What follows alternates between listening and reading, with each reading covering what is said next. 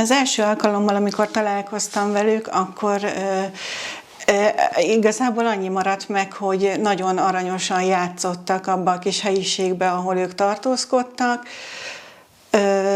Nagyon kedvesen, barátságosan fogadtak mindenkit nyitottan, tehát nem féltek tőlünk, oda jöttek, megfogták az ember kezét, és ugyanez a szülők is kedvesen fogadtak bennünket. Itt a Magyarországon zajló műtét sorozatban segítettem a Pataki doktornak a munkáját. Ugye az előkészületekben is részt vettem, hogy minden műszer, minden anyag ott legyen, ami kell, és felkészültünk a műtéthez, hogy hogy a legeslegjobban tudjuk elvégezni. Az ortopéd klinikai műtőbe végeztük ezt a műtétet. Hát ez nagyon nagy izgalom volt számomra, pedig azért már egy-két nagyobb műtétnél az ember részt vett, de azért ez azért mégis egy olyan dolog, amit még soha nem csinált az életébe. Ezért ez izgalmas dolog volt, igazából nagyon vártam is ezt a napot, hogy részt vehessek benne, és jó volt, és amikor már ott voltunk a műtőben, akkor már így szép fokozatosan megnyugodott az ember, és olyan csapattal dolgozott, akikkel összeszokott. Nem is tűnt az, hogy mi 10-12 órát voltunk a műtőben, hanem ilyen nagyon jó érzés volt. Ilyen szövettágítókat ültettünk be, ami nagyon érdekes volt, mert endoszkópot is használtunk a műtét során, és nagyon jól sikerültek ezek az expandereknek a beültetése, amiket utána több hónapon keresztül kellett tágítani, több hónapon keresztül kellett a gyerekeket kísérni ezen az úton, hogy minden rendben legyen, hogy ezek az expanderek ott maradjanak a helyükön, és meg lehessen csinálni azt a bőrtágítást, amit elterveztek. Hát, hogy az expanderek szépen benn maradjanak a helyükön, ne legyen semmiféle gyulladás, vagy olyan dolog, ami esetleg az lenne a következmény, hogy ki kell venni az expandert.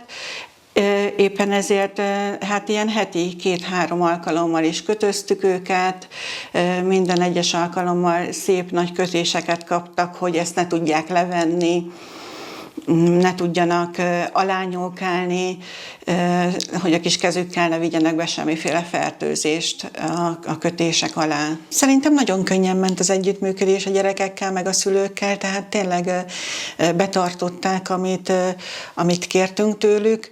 A gyerekek is nagyon aranyosan részt vettek ezekbe a kötözésekbe, tehát tudták, hogy mikor mi következik, a kis kezükkel volt, hogy segítettek, tehát volt, hogy ők adták a kötszert, meg a kis ragasztást a Pataki doktornak a kezében, és akkor már tudták, hogy na most mi fog következni, tudták, hogy most már ez a vége lesz a kötözésnek. Tehát nagyon aranyosak voltak, és így olyan ügyesek voltak így a vége felé már, így szinte egy kötözést meg tudtak volna így segíteni végig, hogy tudták, mikor melyik fázis következik, és akkor ebbe ők segítettek, hogy zökkenőmentesen tudjuk csinálni ezeket a folyamatokat.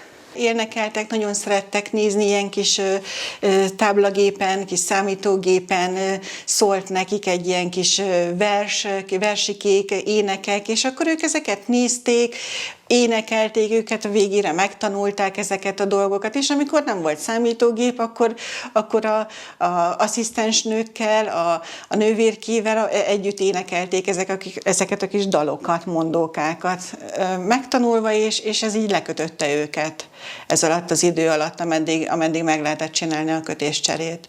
Nekem az volt a fontos, hogy segíteni rajtuk, és amit az egész fél év alatt csináltunk, én azt gondolom, hogy ez egy nagyon nagy dolog, hogy 2 kisgyereknek, a szülőknek, hogy egy jobb élet reményébe segítettük a munkánkkal őket, és érdekes, hogy így azért nagyon-nagyon a szívemhez nőttek, és sajnálom, tehát hogy így nagyon szurkoltam, amikor volt a szétválasztó műtét, amin én nem vettem részt. Nagyon, itthonról azért nagyon rossz volt. Tehát, hogy az ember, tehát hogy így szurkolni, meg várni azt, hogy na most mi történik, megvan-e a műtét, hogy vannak a gyerekek, naponta követni azt a dolgot, és szurkolni itthonról, hogy csak minden rendben legyen velük. Tehát igazából ebből beleérezni azt, hogy mondjuk egy szülő mit érezhet, azt így nem igazán tudom, de nagyon úgy érzem, hogy nagyon sok így energiát is próbáltam nem küldeni, de hogy érezzék, hogy itthonról is segítünk. Emlékszem, amikor utoljára jöttek ide a rendelőbe egy kötéscserére, az volt az utolsó alkalom, amikor találkoztunk, és hát nagyon ilyen meghatódva, tehát ilyen nagyon jó érzése, hogy végre eljött ez az idő, amit ők vártak, de ilyen, tehát hogy nagyon fura érzés volt így őket elengedni. Tehát azért úgy egy kicsit tehát hogy így meghatódott az ember. És a gyerekek is ilyen, mint akik így érezték, hogy tehát azért így elköszöntek, megöleltek, az édesanyja is megköszönte, és ez nagyon jó érzés volt, és hát azért remélem, hogy fogunk még találkozni itt Magyarországon velük. Tehát természetesen sikeres volt ez a műtétsorozat, amit végrehajtottak, de szóval mind a két kislány életben maradt, az egyik ugye teljes életet tud majd élni. Azt gondolom, hogy ez azért a szülőknek ez egy nagy dolog és nagy segítség.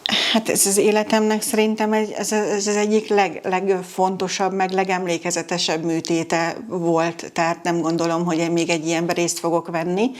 Úgyhogy számomra ez egy nagyon nagy megtiszteltetés volt, hogy részt vehettem és megismerhettem ezt a családot, ezeket a gyerekeket. Ez nagy örömömre szolgált, hogy részt vettem benne. 3 darab szövettágítót ültettünk be, volt, amelyiknél használtunk endoszkópot az üregeknek az áttekintésére, és saját zsírleszívás is volt, amivel a hegeket lehetett megerősíteni. Azt is a műtét alatt végeztük el, majd a kötözések alkalmával történt IPRF kezelés és lézeres hegkezelések is történtek a kislányoknál, a hegeiknél, hogy minél erősebbek legyenek azok a hegek, és hogy bírják azt a folyamatot, hogy jól ki lehessen tágítani a szövetexpandereket.